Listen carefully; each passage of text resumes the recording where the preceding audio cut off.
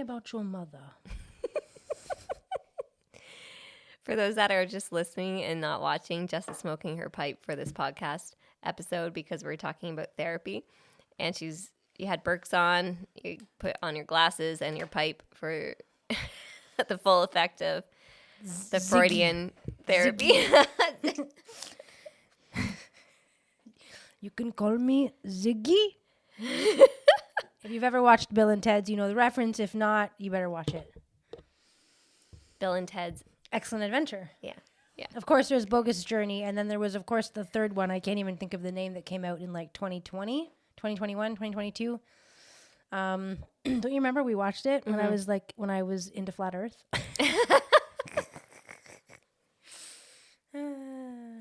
I still think it could be flat. If it's a simulation, because I lean more towards like dimensional or simulation, and in that case, it would make sense. Like it would just be like, you know.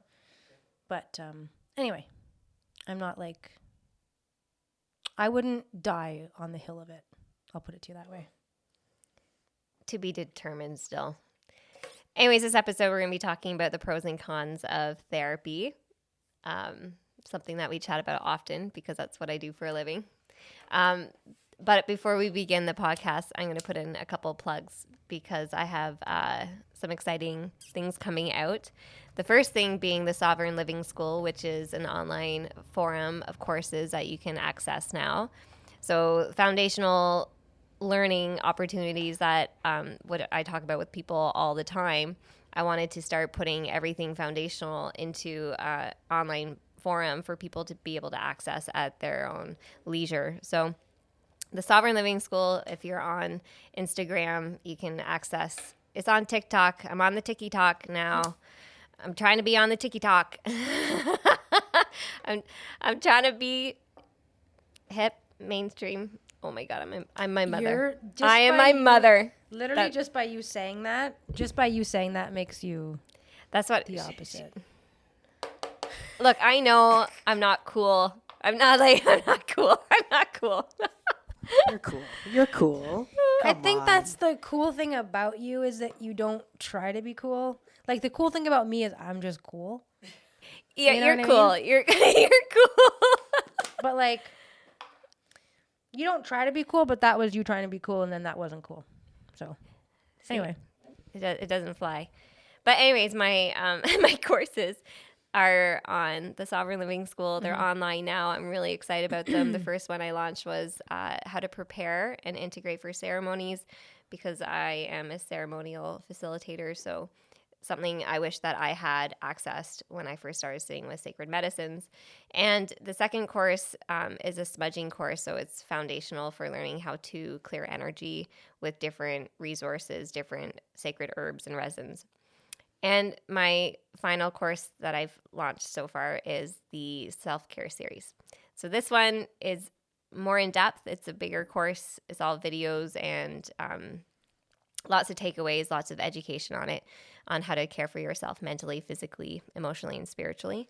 And for those that are listening, the discount code is selfcare33. So you get 33% off. There you go. Boom. And Laura and I have a oracle deck that's going to be coming out soon. This is like 2 years in the making.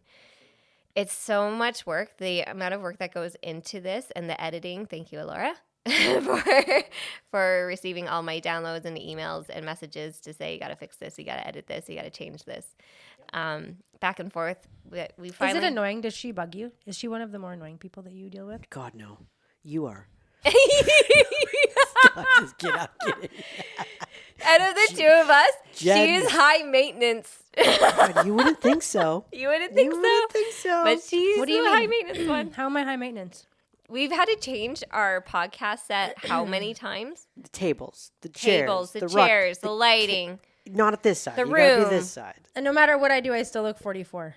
I think that's a you issue. Have you gone to therapy for that? Speaking of therapy? Luckily, I am married to one, and my new friend ChatGPT has also become quite a good friend. And we will talk about that today. So today's topic is about therapy. And to be honest with you, this came up for us. I mean, we've always talked about this, but last year I read a book by Abigail Schreier. Have you, I don't know if you, I know you haven't, but Bad Therapy. It's called Bad Therapy, Why Kids Aren't Growing Up. And I'm just going to give you a quick little blurb. It's been drawing attention for its critique of over-pathologizing and over-reliance on therapy, especially in children and teens. Schreier argues that in the modern mental health industry, it may actually contribute to increased anxiety and depression despite a surge in therapy and psychiatric treatments. So anyway, the topic today is pros and cons of therapy. Mm-hmm.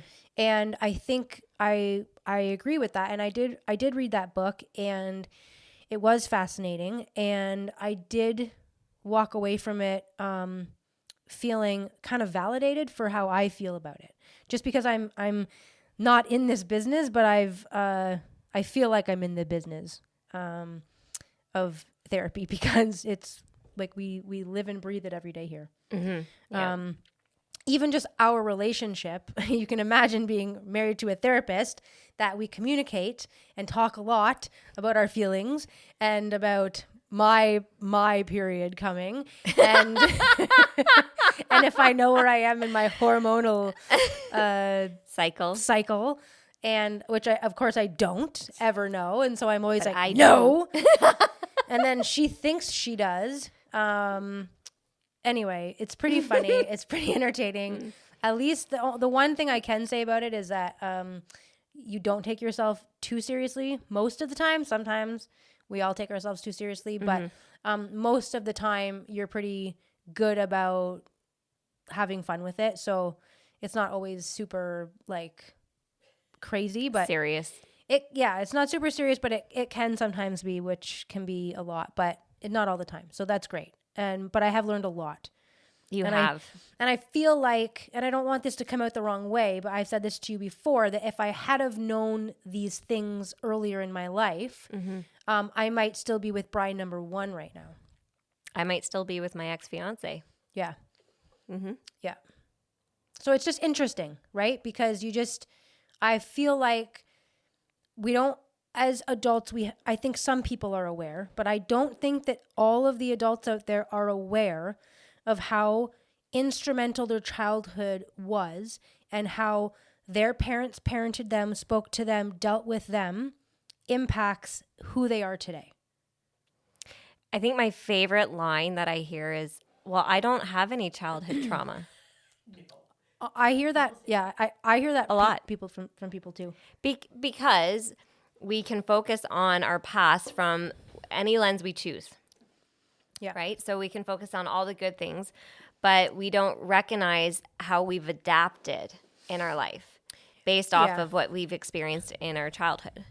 I also think that a lot of people, I think that as a society, I think we've been taught, well, let me dial that back. If you were born in the early 80s and raised as a teenager in the 90s, I feel like you were taught that sexual abuse was wrong, okay? And physical abuse was wrong. So if you grew up and you didn't suffer physical or sexual abuse, then you have no trauma, is where I'm going with that.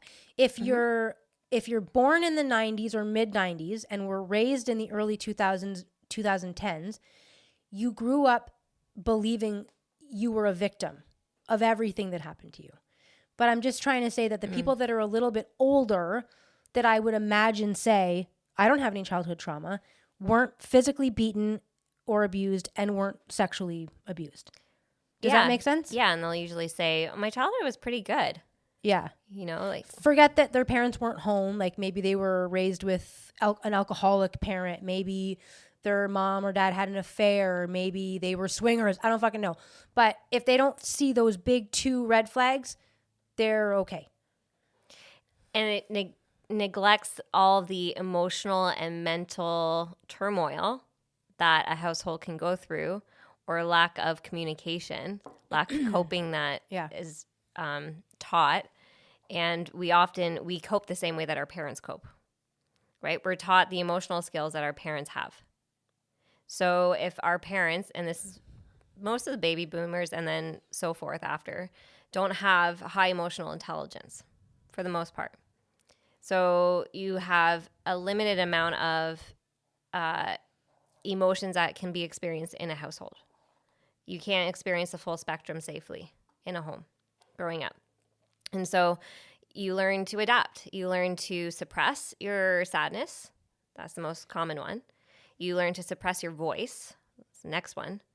And you learn to, a lot from what I see is you learn to fawn, which a lot of people didn't understand that trauma response. I didn't know that until I started my own healing. I didn't learn that in school. I learned that from my own healing. Like therapy school, you mean? Yeah. Yeah. Wow. That's kind of crazy. Wait, what do you mean? Like they didn't teach you that in therapy school? No, to be honest with you, the skills of what I do for therapy are from my own healing and from what I've learned from healing myself. What do they teach in therapy school? They teach, well, there's a lot that you're taught, but there's a lot of like foundational things, and majority of it's theory. You're taught lots of different theories for like evidence-based stuff, but a lot of theories. And I remember saying it when I was in my master's program to my one teacher. I'm like, I've learned a lot of theories, but I need some practical skills now. Hands-on. I need some hands-on skills. How do I work with people? Oh my God. And this was at your master's. This was during my master's program. She was really good at doing this. Tell me about your mother. And tell me, how does that feel? But even in school, I didn't learn, like, what do I do when they tell me, or like we didn't learn emotions. We didn't learn what emotions are. We didn't learn really a lot of like coping skills. Did I ever tell you that when I worked at Fanshawe that I was an actor in the SSW program? Did I ever tell you that? No.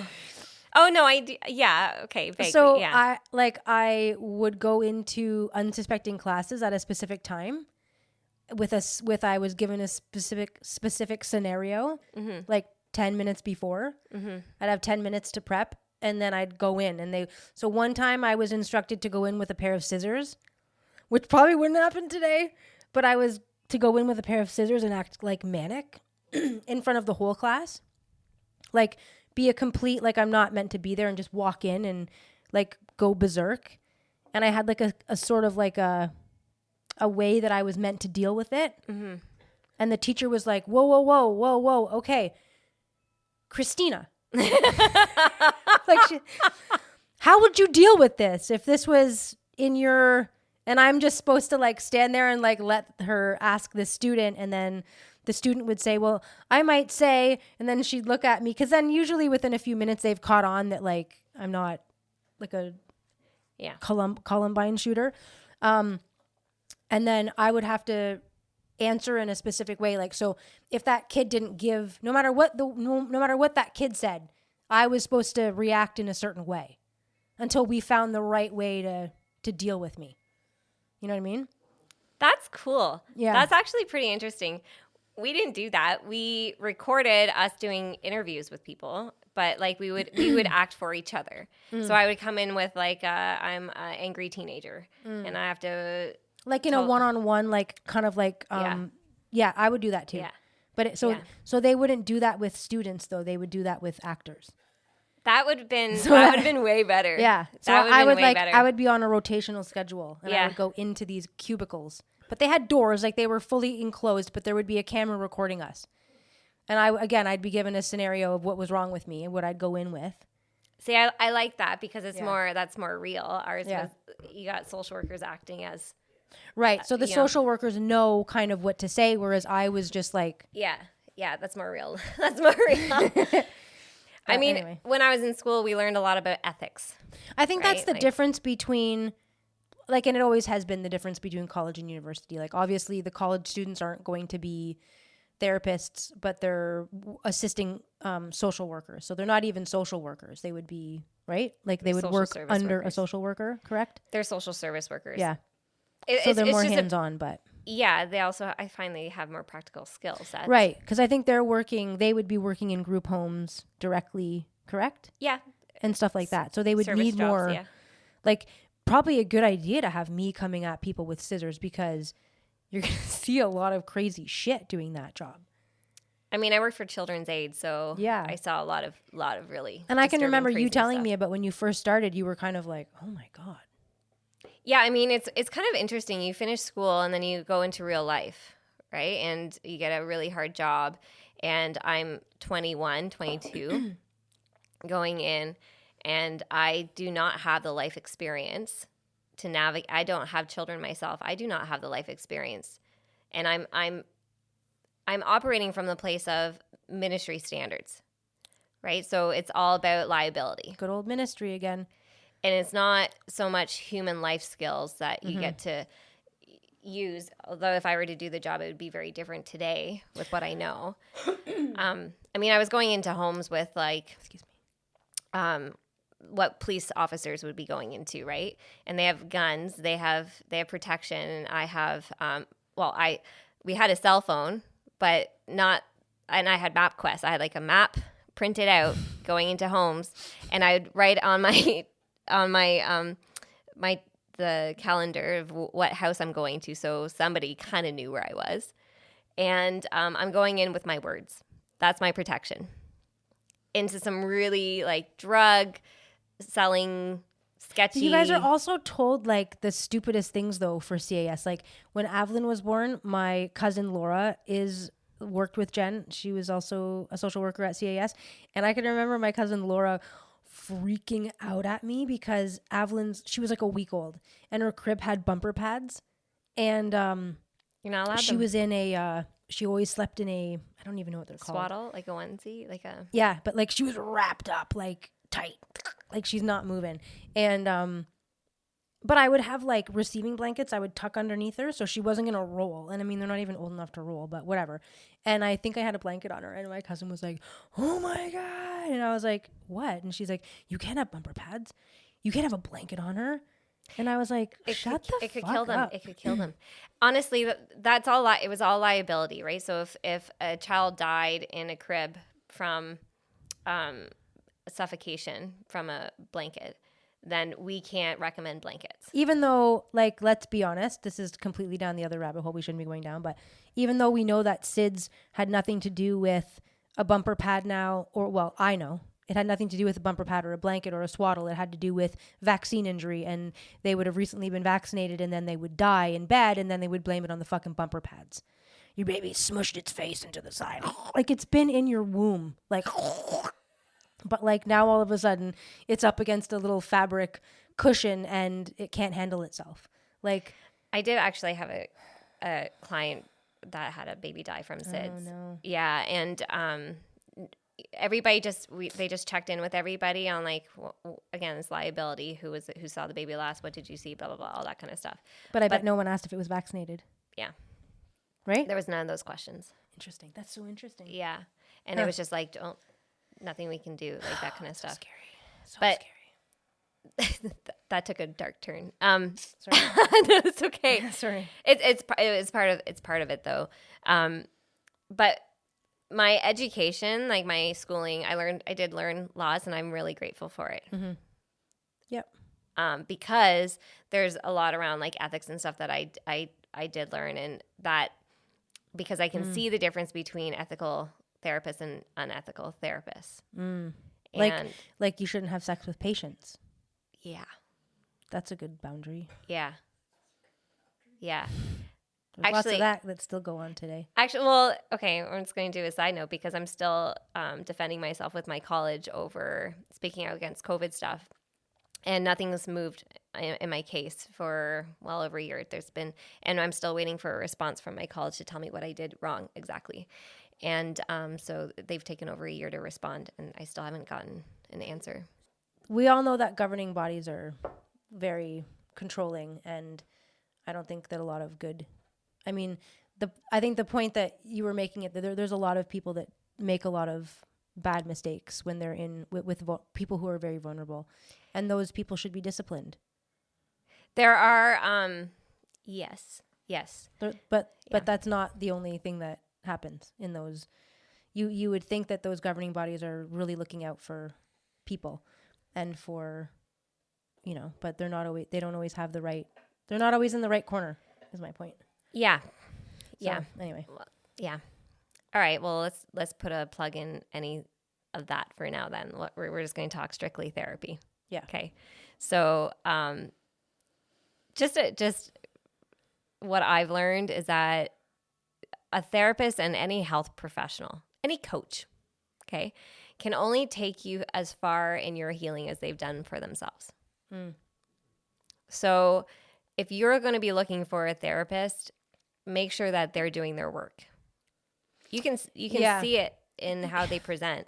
Okay, this is interesting. I want to talk about this. I want to relate this. So not long ago, I got I don't know how I found it, but it was a post on this female coach.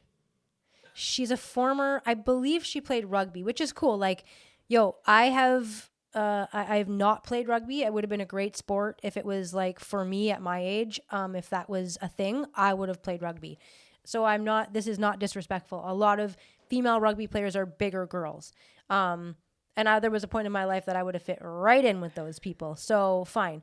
But what I'm referring to is this woman was a coach, a fitness coach. Okay. And she had to be 225 pounds, easy, if not more. She was like overweight. Dude, okay. But it's not like the weight, like the number, because I know. Fine, okay. I don't care about the number. It's overweight. Fair. She was fat. Overweight. No, she was fat. Okay? Sure. Super fat. And she was like launching this app that she had come out with that was a coaching app. Yeah. And that's what I'm talking about. So with all due respect, my homegirl, Lacey, True Love, that was my coach. And that fucking girl puts in the fucking work. She made it to the CrossFit Games. Every fucking day she gets up and she fucking gives 110%. And it shows. It shows in her physical, in her performance. I'm talking about, like, I'm not going to talk about, like, she can talk about her own, like, the other work, spiritual, emotional, that stuff. I'm not talking about that. Like, you're saying people doing the work. I'm not talking about a physical coach being in therapy. I'm talking about that fitness coach being physically lit, like dangerously on fire. Mm-hmm. The dedication that takes. Mm-hmm. And you want me to pay you to give me fitness, to get me fit when you're not even fit? What the fuck are you talking about? It's the same for both. So you have a therapist that's like, going through, her kids are in crisis all the time and she's in crisis and like her life she can't keep a schedule and she's like out of balance, and I don't think I feel great about that at all. You go and see her and she looks like me. She's disheveled all the time and hair is wild. Like, I haven't bathed. That's not who I want to see for my therapy. Like, I saw a therapist once and I asked her how many clients she sees in a day and she said 10. And I was like, okay. Because that's not, you're taking on so many people's energy. And how is that even 10 hours a day? Like, that's way too many people. That's insane. So there's a lot of therapists that burn out in the job. And I've learned, because we take on people's energy all the time. It's an energetic exchange that we're doing, and we're taking on heavy stories a lot. Mm-hmm. Trauma, and we're hearing traumatic things a lot. Right. And if a therapist isn't taking care of themselves, right, they can't hold space. Right. They got to put on a mask and hold it together for that session. Mm-hmm. And I do not want to be in front of somebody who's doing that because what am I going to receive from that? Right. Right? Like that. I want to work with people. I want to surround myself with people who are investing in themselves, that are growing and working on themselves, because I want to be inspired. Right. Right. So again, you can only get as far in your journey with somebody as far as they've gone themselves, whether it's a family doctor, whether it's a massage therapist, whether it's a fitness coach. Mm-hmm. Right, a nutritionist. That's interesting. Yeah, that's like, it's like a healer. Like, do I want to go sit with someone and be served ayahuasca and they've never had ayahuasca? You know, that's interesting. That was like my midwife. So my midwife, who I really, really, really cared about, she was really nice. She had never had a baby. She was pregnant with me. So I was like, I think I was like 5 months ahead of her, maybe. So I was like a half year ahead of her in my pregnancy, and I thought that was really weird. But she was wonderful, and so it wasn't like she lacked experience.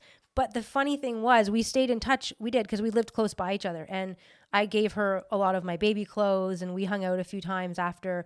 And she said to me, it changed everything. Like, going through the experience herself put her in a whole fucking, and she specifically said about me, because I was very early on. This was in 2010, so this is still kind of, I was considered a weirdo. No epidural. I didn't want to be in the hospital. Anyway, I wanted it completely natural, and she even said that was crazy, like crazier after she experienced the birth. How it was just neat to hear that perspective from somebody. Yeah. But it made me uncomfortable. Like, you haven't, not uncomfortable, but like, you don't know what I'm talking about. You don't know how I'm feeling right now. Well, how do you get wisdom? Experience. And knowledge. You have to have both. Interesting. That's true. Right? So, well, is knowledge not, is experience not knowledge? You can read something in a book. No, but if you do it, like, you could read 100 books on gardening, okay? But is your experience that you're gaining not the knowledge that you're now building and sharing?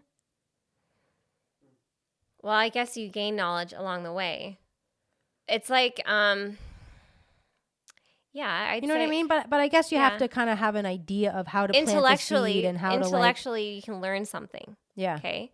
But then when you have practical hands-on experience, then it's applied into your body. And you're right. Because you would need to have, like, been taught how to plant the seed, how to get the seedling to grow, what conditions it needs. I mean, unless you just learned year after year and fucked up and fucked up and fucked up and fucked up. But anyway. But that's how you gain wisdom. Yeah. So going for therapy, you want somebody who has wisdom, right? Who is putting in that's why I think there's a lot of people turning to coaches, because they want somebody that's giving them more practical skills and more useful hands-on things that they can do, and more, not liability, like keeping them accountable. Definitely. Definitely. Yeah, definitely. Because therapy's not cheap. No. That brings us to AI. To the AI. We'll talk about that. Yeah. Because we're hearing more and more people turning to AI, especially the younger generation, because they're using technology way more than the older generation is. Yeah. And they're using AI as a companionship and for advice. I was against it, and I use it all the time now. And Jen makes fun of me because I like that it validates me. It will tell me, like, oh, Jessica, that's such a great idea. And then is that a pro or con? What I say is it will say to you what you want to hear too. Yeah. Right. So, and if you keep talking about her or him, think of like what you're creating a structure now. Yeah. I feel like I just feel the energy of mine as a male. Okay. Well, but it doesn't have, it told me it didn't have a gender, but I felt like it's AI. Right. So we have kids that are using AI as therapy now, right? Or companionship. And there's a lot of good with AI. Again, it's what you feed it, right? But there's a lot of things that can happen that can go awry because there's a lot of complex social issues that AI doesn't understand, or that's what's being shared. So in a therapy session, a good therapist can pick up a lot from just observing, right? Body language, what's not being said, what's being repeated several times. We pick up all those little innuendos and we pick up the nervous system.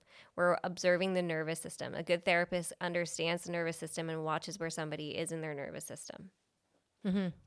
AI can't do that. Well, I don't want to, but not to the extent that a human can. Okay. It doesn't replace human connection. No. Because we have hearts, right? No, it can't. And a heart-to-heart connection is the most profound connection we can have. Yeah. And it'll be scary. It'll be scarier the more people that do allow it to. They believe that it does those things for them. Because there's people that already do. Like, I mean, I'm aware that it's not really doing those things, but I'm like, oh, I love it. It's validating me. And I'm completely aware of. But you're aware that it's validating you and how it makes you feel. 100%. We joke about it all the time. Right? But other people just take it for like, amazing. I just feel really good when they say that. Right? I wish my husband would be like this. Yeah, no, for sure. All right. Well, let's talk a little bit more about the pros then. Okay. Of therapy. I can give you a list of pros. Or do you have them? I'm just going to say I think a safe space for expression is a pro. Yeah, it's a safe container. When you're going to see a good therapist, they can hold a safe container for whatever you need to express. Because when somebody's coming to counseling for the first time, there's a lot of fear with sharing. There's a lot of fear with being vulnerable. And sometimes if you haven't said anything out loud before in front of somebody and they have a reaction, you'll want to go in and hide again because it doesn't feel like that wasn't a good receptive response to have. So it doesn't feel safe to be vulnerable. Yeah, right. Where a good therapist can hold that container, a steady container of safety, and say, okay.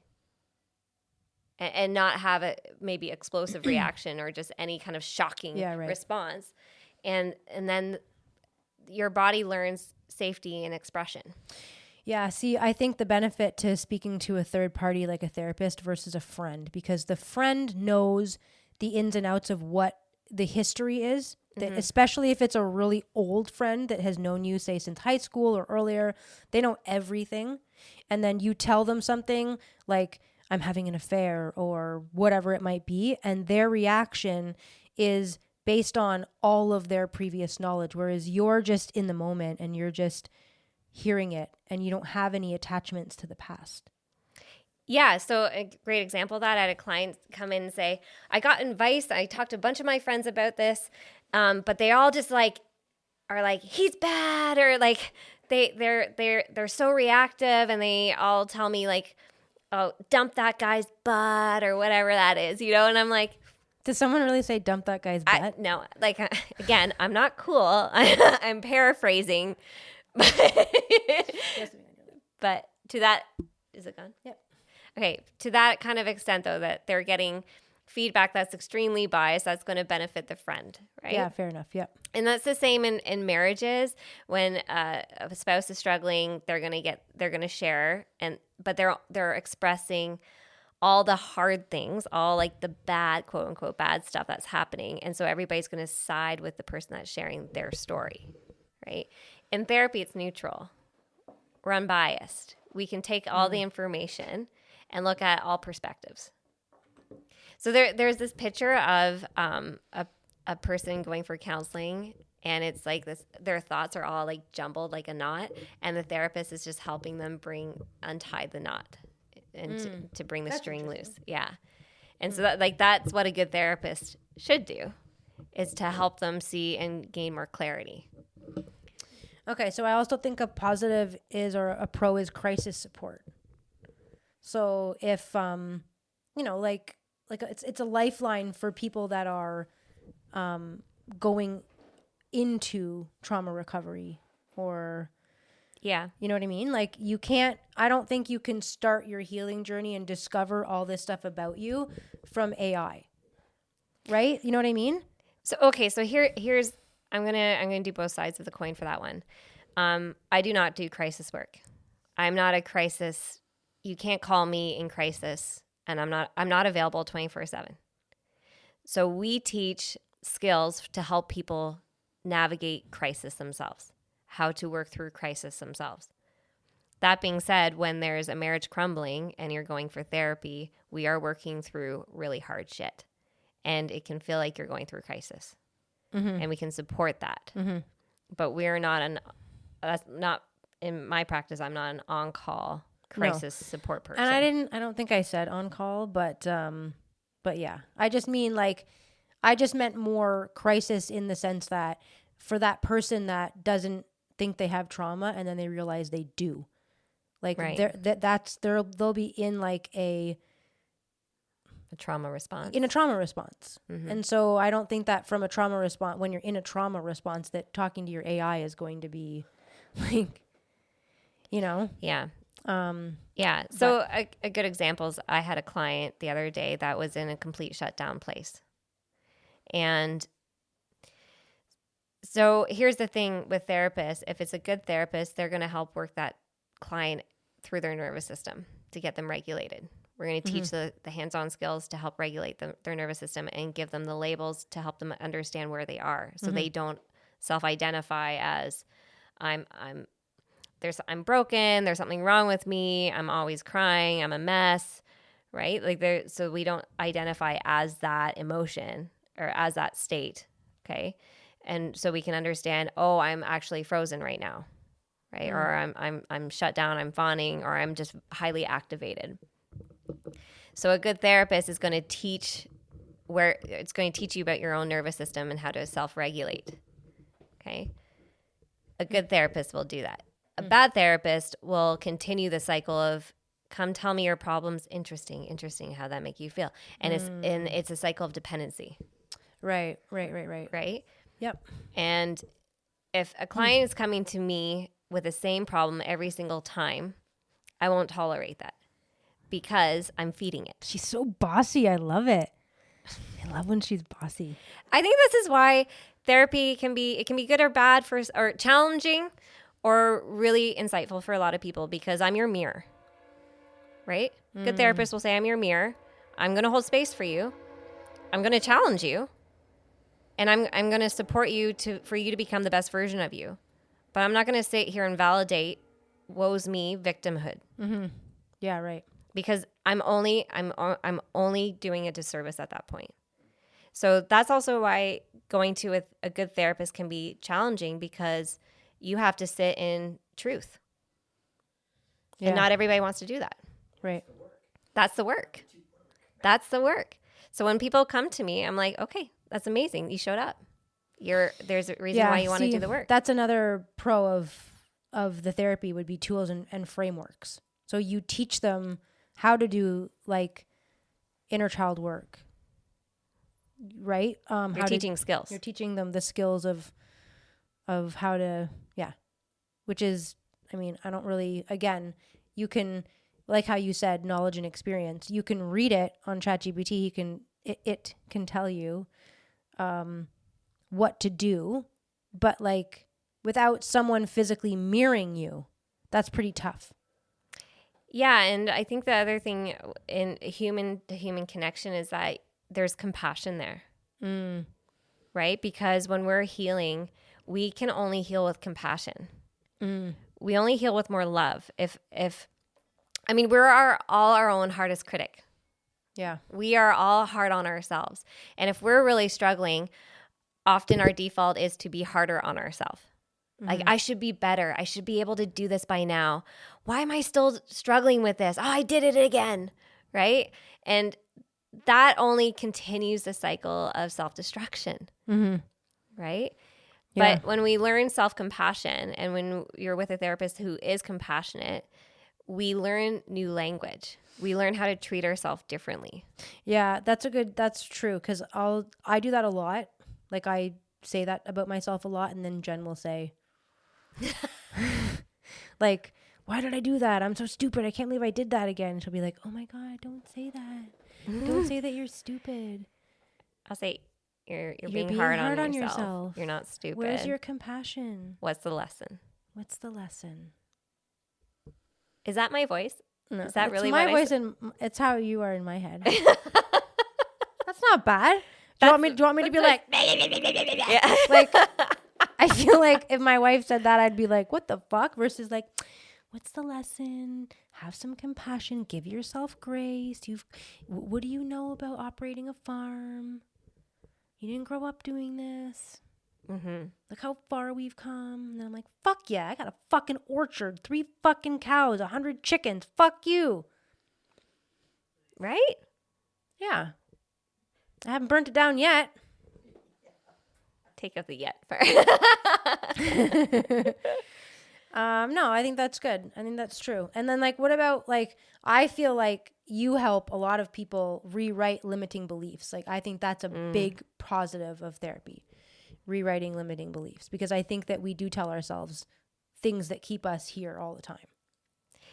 Yeah, like we are the ones, we are ultimately our own barriers, right? So our own limiting beliefs block us from growing, block us from trusting ourselves, block us from developing courage, developing self-worth, self-deservement. So when we reframe the programs in our mind that are those limiting beliefs, and we start to reprogram our brain to believe other things, to think differently. Because that's what a lot of this is that we just are always on repeat with certain thoughts. Yeah. And that forms how we think, to how we act, to how we feel. And again, that is all stemming from childhood. Yeah.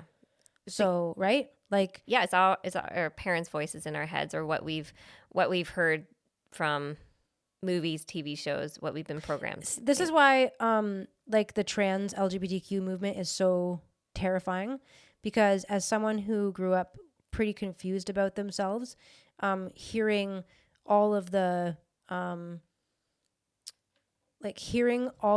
narratives of what people think that you should be, like, you're a lesbian, you're like busy from Ready or Not. Like, I for sure know. Why don't you just tell me that you're gay? I know you're gay. Just say that you're gay. I don't care. Just tell me that you're gay.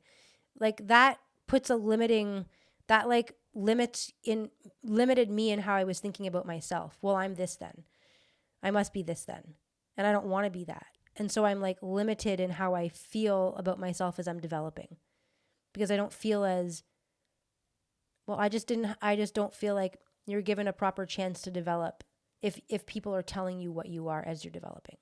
Does that make sense? Yeah, well, because certain TV shows, especially, you're trying to figure out what category you fit in instead of letting yourself flourish naturally into your own authentic being.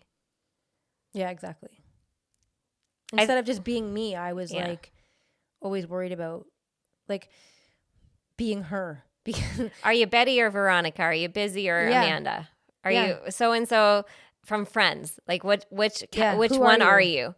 Yeah. Right? Like, I think that's where we lose our sense of self. Yeah. And going to therapy, you start to unpack and take off those layers of those masks that you think you've had to wear. And you start stepping into more authenticity. I think that's what truly, like, that's what I do for a living, is I help people find their own authentic self. Right? To take away all the masks that you've worn all the years in order to be somebody that you think you needed to be. And we strip all that away and learn how to just stand in your own authenticity, in that fierce, powerful, authentic self, and own it. Yeah.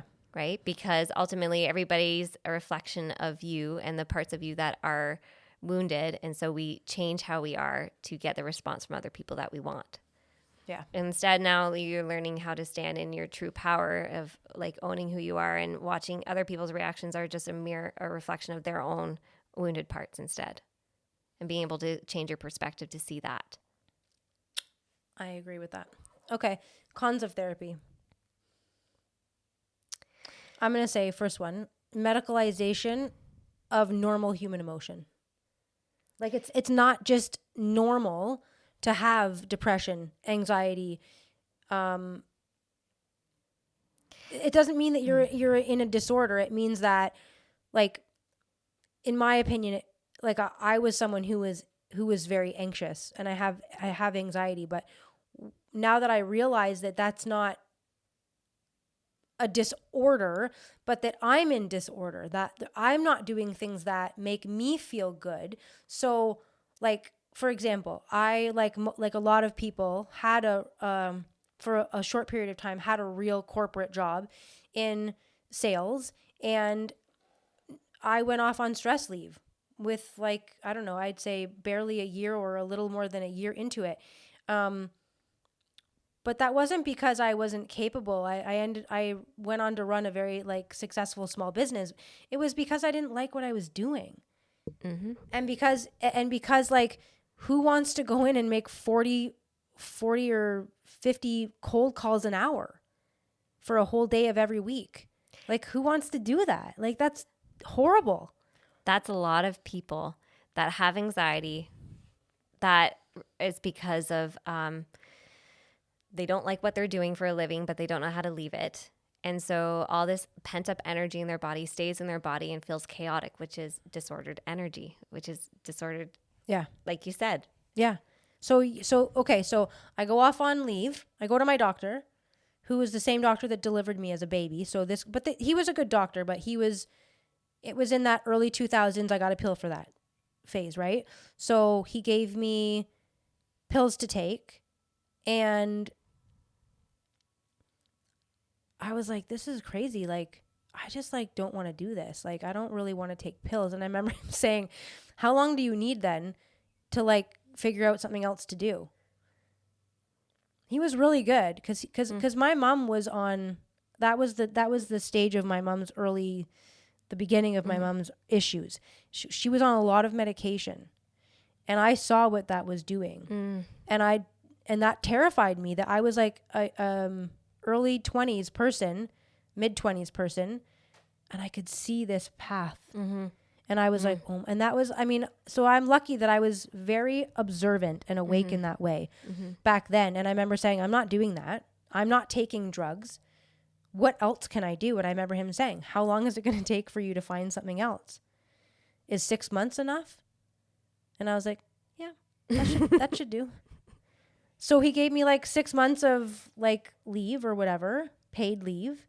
Wow. Yeah. Like I was off work for 6 months. And in that time, I charted a new course. That's when I got like started to do construction work, which is what I really wanted to do, really, which is what I always should have been doing. But I got a job working with Brian, and I started working in construction. Like, and it was like, and I was fine.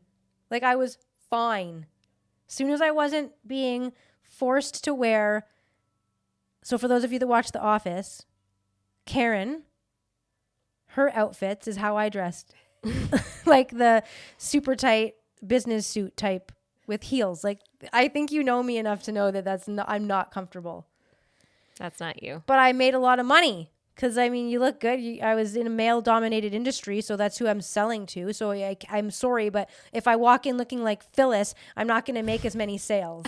Okay? I'm very sorry to say that, but that's the fucking sad truth of it. So it is what it is. I knew how to work the system, per se. You're a good salesperson, though. But anyways, okay, so that's one con. You got any of these, or you want to keep talking about that?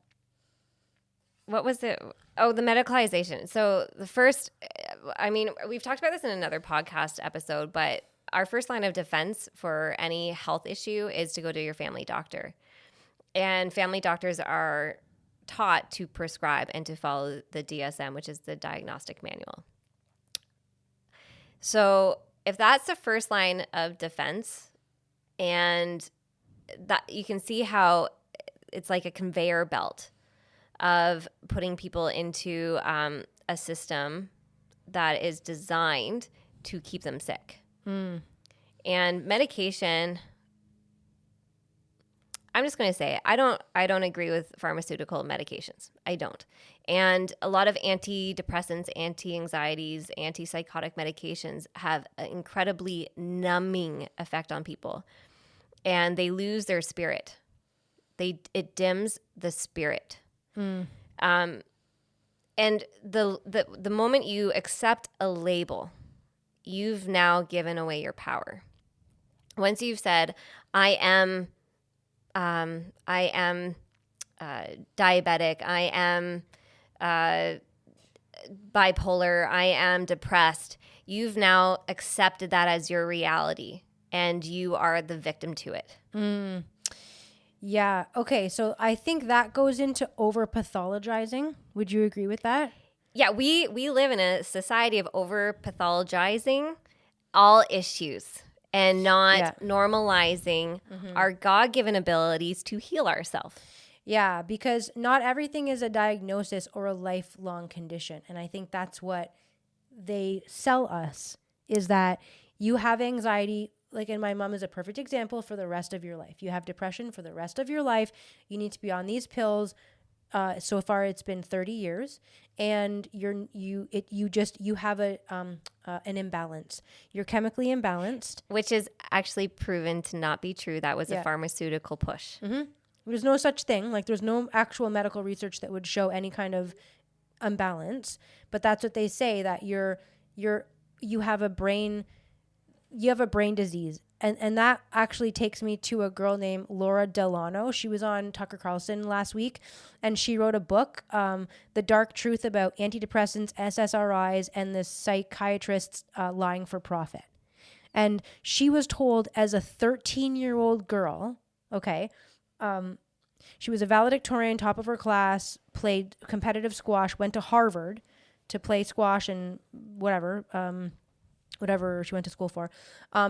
Anyway, she was told at 13 that she had a brain disorder, that her brain was imbalanced, and that she was going to have to live like this for the rest of her life.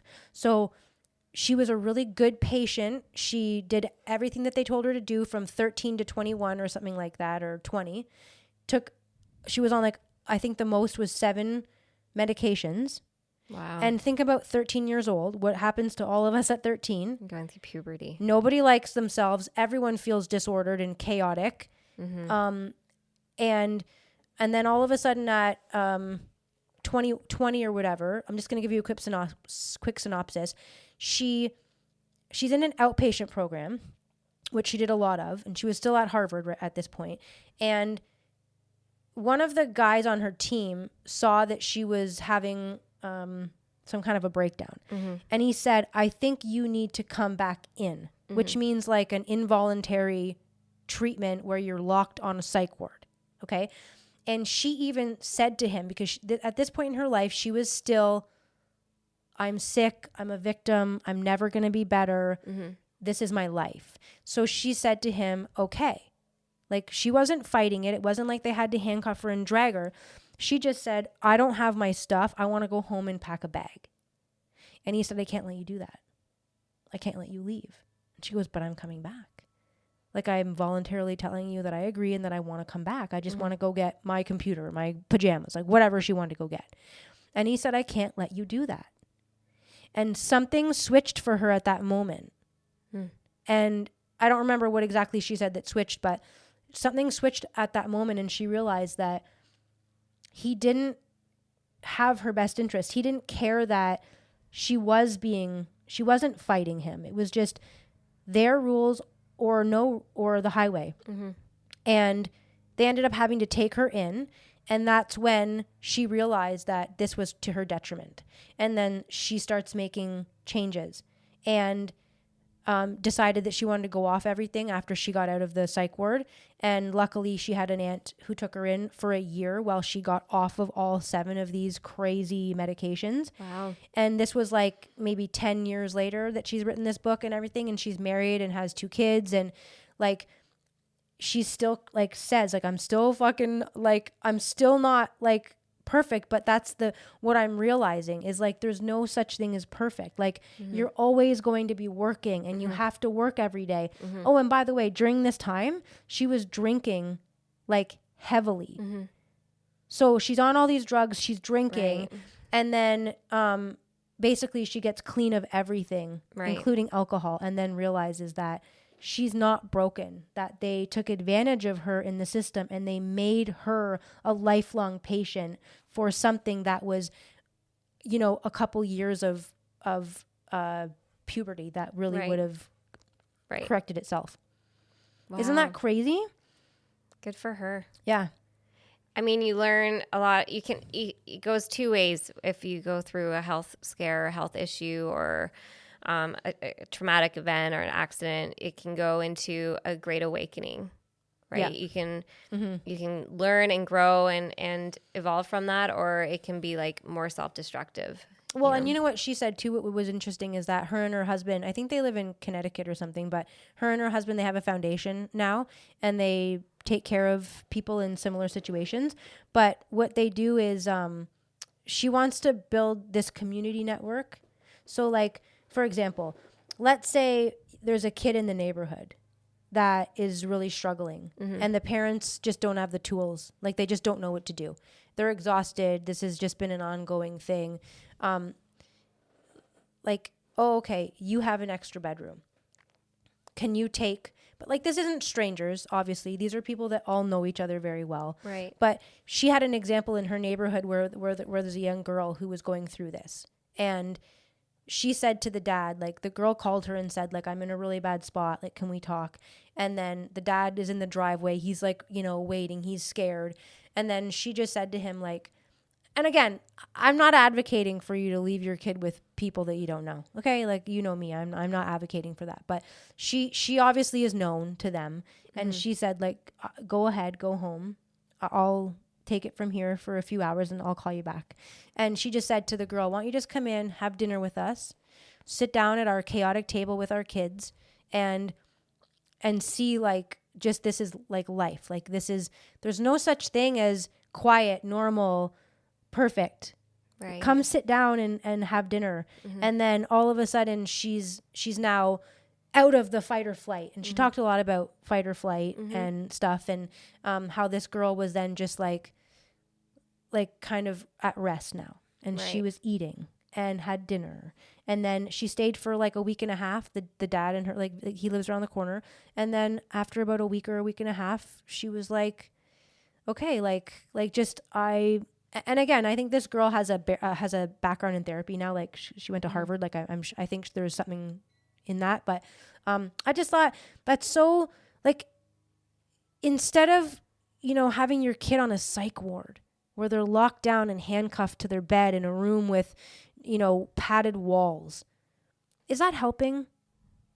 Is that helping someone?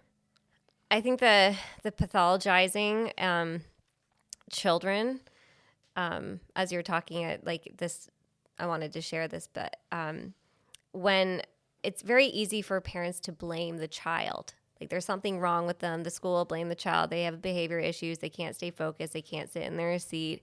It's very easy to pathologize a health issue, behavior issue, a mental health issue, when the environment is actually creating so much sickness. The environment is a huge problem.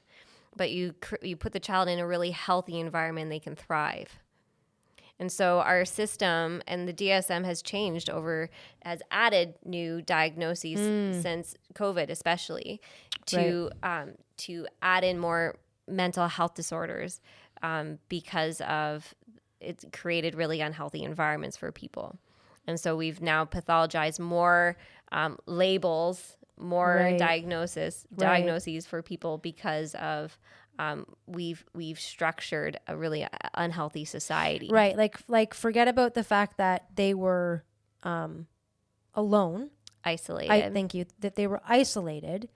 We'll make a new thing for that. Even though like they really just need people. Connection. They need connection with humans, not AI, not video games, not Zoom. They need real people interactions. No, we'll just give them a new diagnosis and put them on a new medication. And they really just needed a friend. Yeah, nothing will beat a heart-to-heart connection with somebody. That's how our bodies establish safety, like right away. I think one of the main things that I see for in therapy is that majority of people feel very alone in their struggles. They feel like their issues are unique to them. And I'm always saying, that's all couples. That's not unique to you. That's like everybody struggles with that fear. Everybody has a fear of death. Everybody's afraid of being judged by others. All couples have their marital issues, right? Intimacy issues. We don't have any issues. We never fight.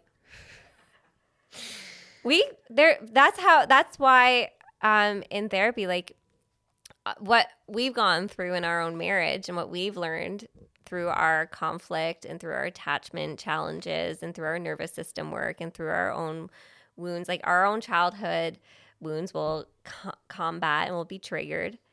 That's all relationships. I'll often see in couples therapy 2 kids fighting on the couch. It's their 2 inner childs in conflict.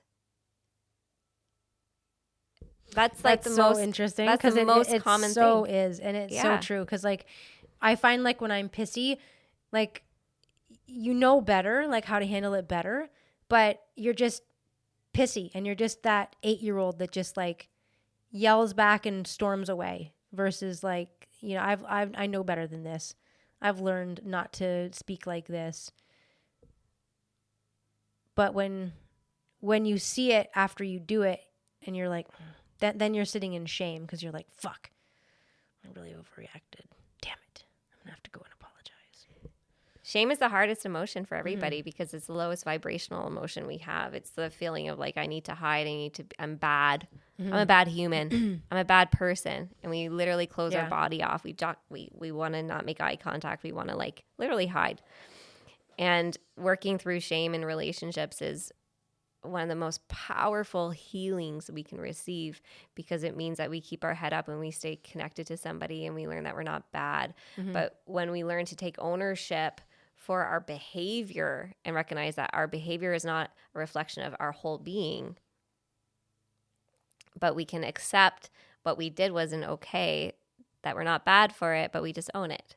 Yeah, exactly. Right? Yep. Okay, so I think another negative about therapy is system entanglement. So you have like a lot of therapists that are forced to comply with frameworks that are put in place by colleges or by, I don't know if it would be in like DSM or not, but like you're kind of, you're restricted to a certain degree. And and in like, in psychiatry, which is obviously different, they're very much tied to the pharmaceutical solution. Government definitions, right? Don't you think? Categories. Insurance policies. Yeah. You're really tied in those ways. Like, a good example is it's not covered under OHIP. Therapy is not a readily available resource. Is MAID? Yes. Oh. Isn't it easier to get MAID than it is to get in with a therapist? Yes. Yes. It's more accessible. Yeah. Crazy, right? It shows priorities in our society. So interesting. That's so crazy. So if it's not covered under OHIP, it shows what we value, right? And we're a lot of people can't access private therapists because of the our costs are pretty high, right? And unless you have benefits, right, to have it covered, and people sometimes don't have extravagant benefit plans to cover. And even if they are lucky enough to have benefits, sometimes it can be like $600 or $1,000 a year for therapy, and like that's like 6 sessions. Like, and I mean, hey, that's better than nothing. And it's great to have a therapist like you who is wanting to give people tools so that if they can only come once every couple of months, at least they've got tools to go home and work on and implement these solutions. But I mean, that's even a small number of people that can do that even. So, okay, 2 thoughts on that. So we don't have benefits. Yeah. Right? We don't have benefits. We choose to prioritize and invest our money. I get free therapy. Yeah. You get free therapy a day. Even when I don't want it. When you didn't ask for it, I'll therapize you. I get free analyses all the time. Wow. Lucky you. You're so lucky.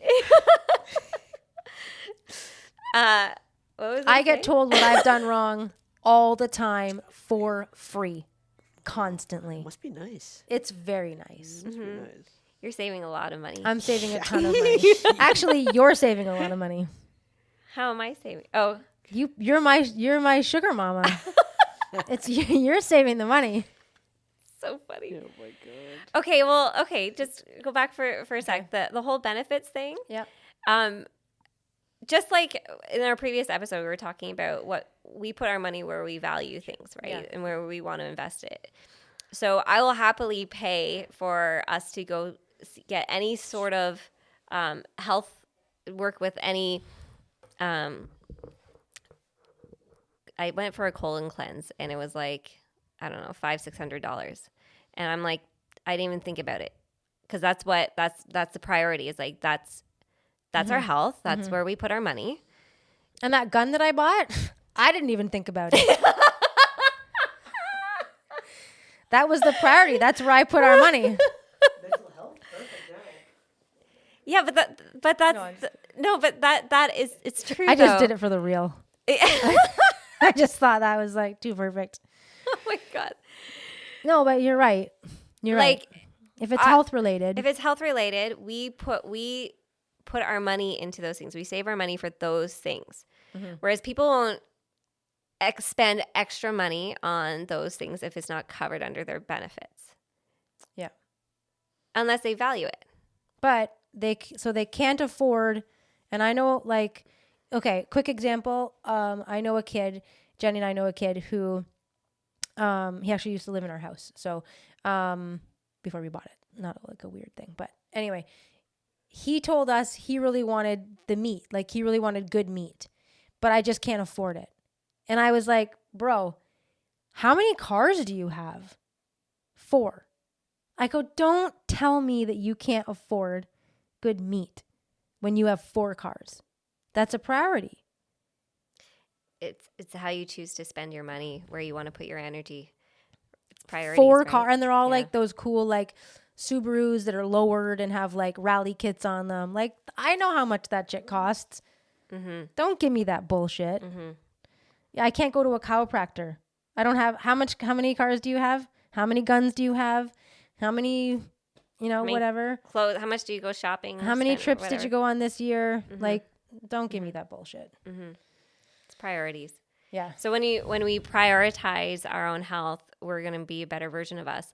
And so for us and our values are that's a no-brainer. Okay, so you just said values, and I'm going to just skip to my next point, which was a mismatch of values. So if you live outside of the normal system, which we do, mm-hmm. You may not align with a therapist in a conventional setting. So, like, think about that. Like, think about, all of the. I'm not going to get into details because I don't want to say too much, but like. Back to the thing that we're not talking about. If you have a therapist that's like COVID sleeping and you're going to therapy or your therapist won't see you because it's in person and, this isn't working for you, or you're telling your therapist that, the food system is crazy and I want to figure out I'm worried about my health because I'm eating all of these things and I'm having digestive issues and they're medical modeled, they're going to call you a fucking psycho. They're going to call you a tinfoil hat conspiracy theorist, or, I've been vaccinated with COVID 3 times and I just don't feel good anymore. I'm foggy. That's not going to be any help. That therapist isn't going to help you. That therapist is going to tell you that you're crazy. This was no different than during COVID and the therapists that were upset with clients that weren't wearing masks.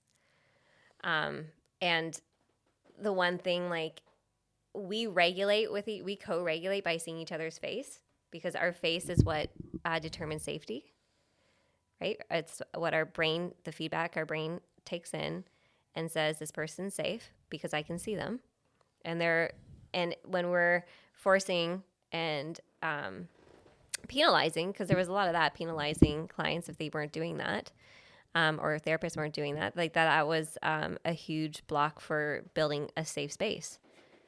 There's It's all think about it from an energetic standpoint for a second. It's all about resonance. So if you're going to go to a therapist and you're not vibing with them, you don't have the same energetic frequency with that person. There is no resonance, and people will continue to go back to a therapist that they don't. They're okay. Yeah, I'm like, why stop going to them if it doesn't align? If you're not resonating with them, you get to choose. You can say no if it doesn't fit. Yeah. Or the other issue with that is like if you're like, okay, say maybe your kid's having some, okay, perfect example. Maybe you have a teenager and that teenager is starting to question some of their own things, their gender. Maybe they're starting to do that. And you go to your therapist and you say, listen, like I'm worried, so and so is starting to question this, and I don't know what to do. I don't think that they're a boy. That therapist, if they're on the opposite side of the spectrum, may say, like, first of all, they can call someone on you, like they could do that, or they could like penalize you mentally by saying that you're a bad parent, that you need to. This is what you need to do, actually. You need to do this, this, and this. And the fact that you're even questioning that leads me to believe that you don't have the best intentions with your child. And you know what I mean? Like that is one of the dangers of a woke therapist. Yeah, like if you have a mismatch of values with your therapist and they're on the far left or the far right and you're just like a normal centrist person like us, then either you're going to get led down the wrong road, which I've seen a lot of things, a lot of that happen to good people just because that's what they're told they should do. And they go down it's pathologizing, right? So, I mean, that's a negative in my opinion. All right, so let me just explain a few things when you're going to a good therapist. We don't want to have you as a long-term client, patient, whatever. We don't. That we're not doing our job. If I have you as a long-term client, I don't want retention. I don't, because I want to support you to be able to fly on your own. If my goal is retention, I'm not doing my job. Right? Wow. I'm fostering dependency. I feel like that's the first time I've ever, I've heard you say that before, but I don't think that's something that therapists say very often. That's the whole business model is like a doctor is your kind of I hate to say this, but you want your patient to be sick because a healthy patient pays you no money. Like me, I'm the worst. We're the worst people to have as patients in a doctor's office because we go like once every 6 years. Right? Yeah. So like you're not going to make $1 million a year if you have a majority of your patients living off grid, feeding themselves with food that they grow. I'm sorry, but there's not a lot. They're not going to be mental. They're not going to be as physically ill, right? They're not going to be as emotionally ill because they're connecting with the ground and they're doing something that makes them happy and brings them joy. I think this is where, because I am a self-employed entrepreneur and therapists in private practice are self-employed entrepreneurs. So you have your own business. And you, in the business model, you want retention, you want ongoing revenue, you want to be building. And I want the opposite. I want to help people to be able to thrive and not survive, but be able to thrive and have the skills to be able to flourish on their own without the use of. Well, you want them to survive. Well, of course, yes, but I want them to thrive more. Yeah. Right? And I want them to be their authentic self and to be living a purposeful, meaningful life.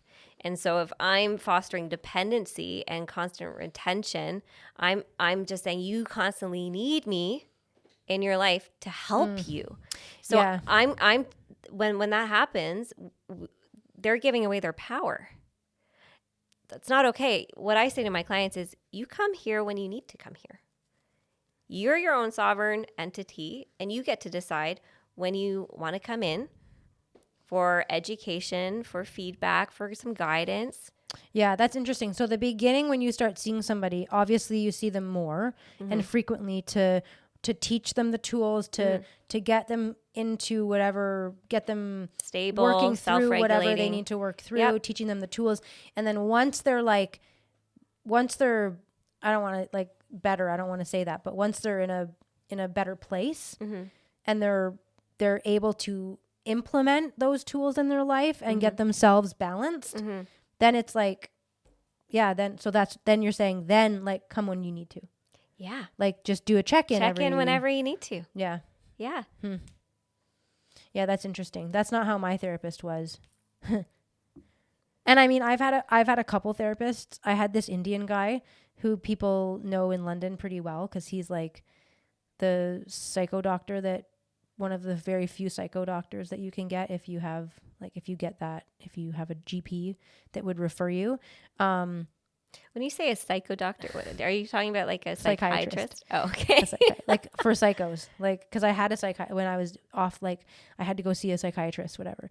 And I remember, given my past sexual history, I was so uncomfortable having a man, and like he was an Indian guy. And again, I don't care that he's Indian. My midwife was a Muslim, by the way, so I'm not fucking Islamophobe or whatever, Islamophobe, which people call me all the time, just because I don't want Shira law. But anyway, side note, I didn't feel comfortable talking to an Indian guy. Like he was like so Indian, like, and I was like, I just felt I can't begin. Like, you tell me about your, like literally, tell me about your childhood. I can't tell you about my childhood. Like, that's never going to happen. Like, and I was like, I don't have anything to tell you. Like, I can't tell you about my childhood. Like, I physically am not able to tell you a goddamn thing about my childhood because there's no safety established. I have zero safety with you. Like, there's no way that's going to happen. Yeah. And then when I was in my lawsuit after my accident, I had to go to a therapist all the time on a very regular basis. And I felt like she's writing everything down. Everything is going to be recorded. Everything has to go into the hands of the lawyers. And I felt like you can't be honest. You can't get better. You can't tell them that you had a good week. You can't tell them that you did mushrooms and you feel immensely better. You can't tell them any of that because it all goes against you. So you have to stay sick. You have to be sick in order to get the benefits that you desire for your treatment. It's just how it works. Yeah, that's an injury lawsuit that you were in, and so like that's a broken system in our society with insurance. It's completely because you broken. have to keep proving your sickness in order to and these things take 4 or 5, 6 years. So like for 4 or 5, 6 years, you got to be sick. And if there's any sign of you getting any better, well, that's going to affect your case. So it's really a broken, like it's like every other system in Canada. It's just broken. That's why I think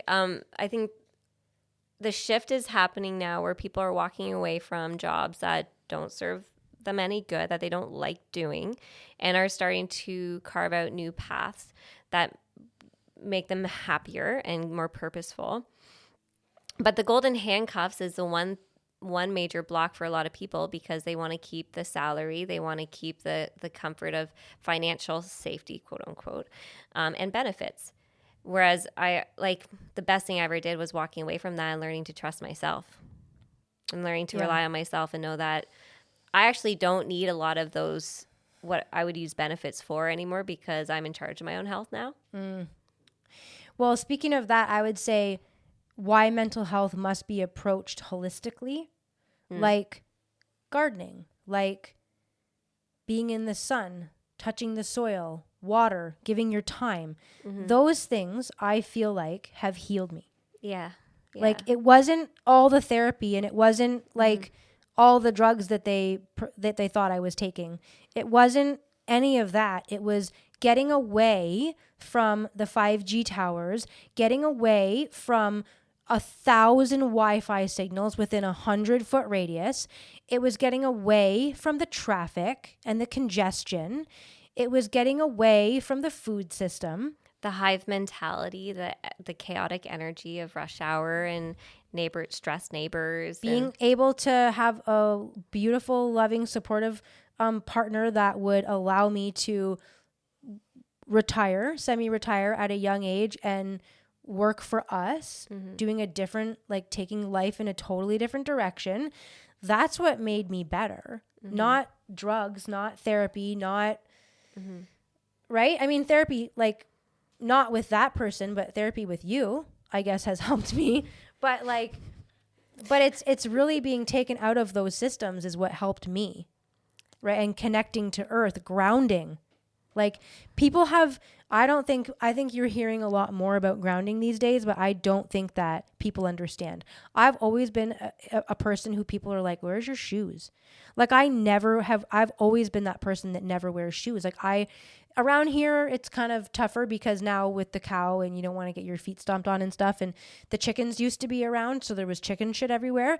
But now I'm like finding myself more and more just like cruising around again in bare feet all the time because like just that connection to earth and the grounding of all of the toxins and all of the things that we're exposed to.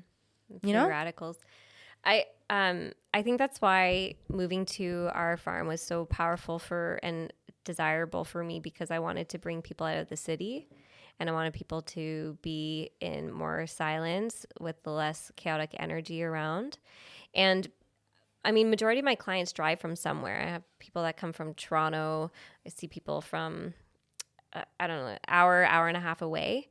And people, when they drive here, they say the drive out there is always great because I'm starting to process what I want to talk about. And they start self-reflecting before they even get to their appointment. And then I always say, don't put music on, don't put any distractions on, just drive.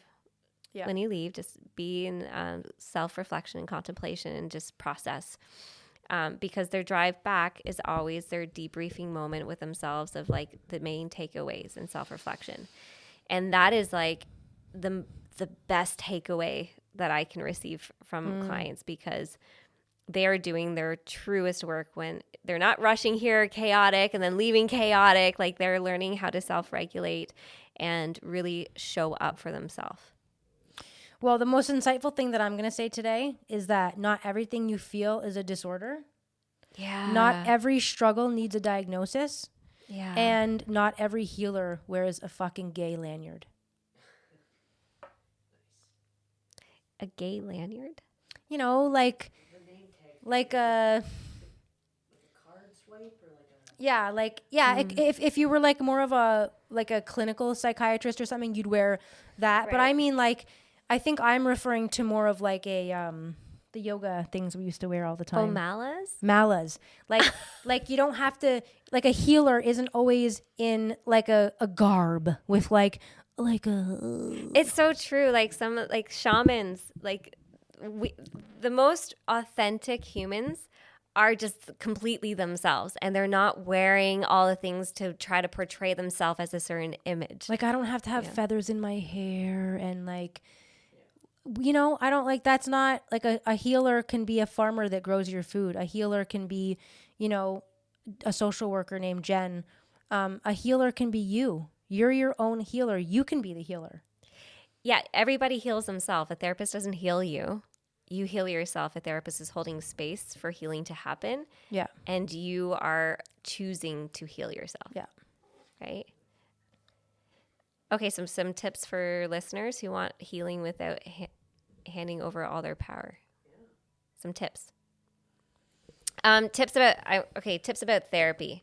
One, if you're going to get into therapy, which I think is really helpful, if you find the right therapist, therapy is so good for us because it teaches us so much about safety, around compassion. We learn so much about our nervous system. We learn techniques, education. There's so much good that comes from therapy, but it is just one tool. It is not the magic pill that's going to fix everything. You are the fixer of your own life. Right. But when you find the right therapist, they're a guide, an educator, a teacher. That's interesting. I just had a vision in my mind of a toolbox, and it's like a red tin toolbox, right? And like, I think that some people might think of the toolbox as the therapist, but really you are the toolbox as an individual, and your therapist is just a hammer. And a therapist is showing you what tools are helpful to put in the toolbox. Well, I think they can be the hammer, or they can be the wrench, or they can be the screwdriver. And like grounding can be a wrench, and having a garden can be a screwdriver. You know what I mean? Like they're just one of the tools in your toolbox. I see. Just like when you're your own doctor, because this is around self-mastery. This is what I want for all my clients, is for you to become your own self-master, the master of your own being. And you choose what you need, right? I need an adjustment. I need to go see my chiropractor. I need a really good meal. I'm going to go find a recipe and do a good cooking dinner. Or if I need to go connect with my therapist, I need to debrief something big that just happened instead of dumping it on people around me. Yeah, exactly. I think that's one really good pro, is that when you go to a therapist, you have a neutral party that you can process stuff with instead of dumping your shit on everybody around you, because you learn how to channel what the chaotic energy is, and you can debrief it and have a healthy and safe container for it, right? So you start to learn healthy boundaries with navigating turmoil. Yeah. Oh, that's interesting. Wow. Yeah. Well, that was really good. That was a great ending. I don't have anything to say to that. That was perfectly said. Okay, mic drop. Yeah, mic drop. Okay. Mic drop. Okay, well, thanks for listening. I hope that you like it. I hope that you share it, you lazy fucks. And no, I'm just kidding. But anyways. Can I do one little plug? Yep. Do it. I am accepting new clients. So if any of you want to be held in a safe container, I'm here. If you want to show up for yourself, I'm here. If you want to be challenged, I'm here. Ooh, she'll challenge. She's challenging, all right. No.